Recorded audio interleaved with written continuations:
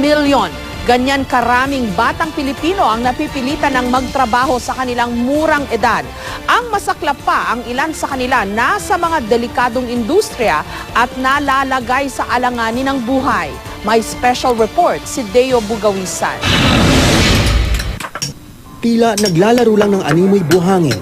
Pero ang mamunting kamay ng mga ito, bumubuhay sa isang industriya na walang tudang mapanganib, maging sa batayan ng mga matatanda.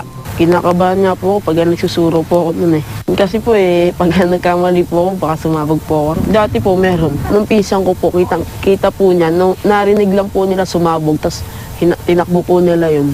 Yun, makita lang nila yung bata, nakasabit na puro sa may puno. Sige na, kuya.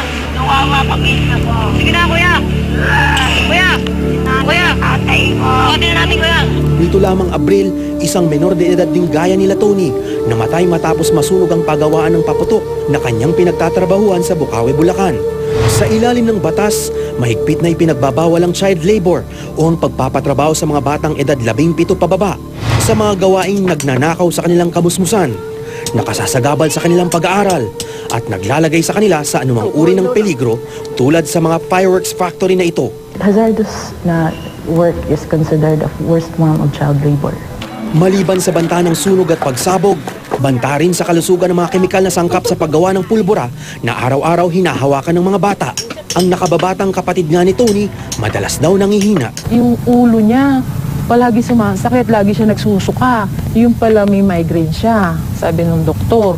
Siyempre may mga oxidizing agents dyan, like yung mga potassium nitrate. Pwede silang mamutla dahil ang maapektuhan yung dugo nila, even the liver. Ayon sa International Labor Organization o ILO, iniinda ang problema ng child labor sa maraming bansa. Araw-araw, isa sa kada 10 o halos 200 milyong bata sa buong mundo ang nagtatrabaho, kabilang na riyan ang tinatayang 5.2 milyong batang Pilipino. 6 sa 10 batang Pinoy sa pilitan namang pinagtatrabaho ng kanilang mga magulang. Pinakamaraming kaso ng child labor ngayong taon sa gitnang Luzon. Sina Tony at kanyang mga kapatid, kusang loob daw namang nagtatrabaho para makatulong sa inang pagtitinda lang ang hanap buhay. Kasi po ulila na po kami. Patay na po yung daddy ko, kaya po ganun. May sakit pa po sila. Ang gobyerno, nagsisikap naman daw na sagipin ang mga batang gaya nila Tony.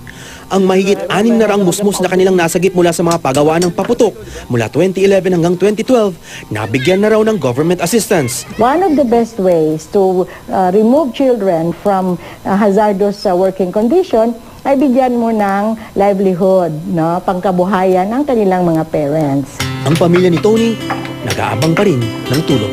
Kailangan maging matatag ako. Kahit minsan hindi ako humit sa harapan niya. Ngayon lang nadidinig nila ang pagluha ko.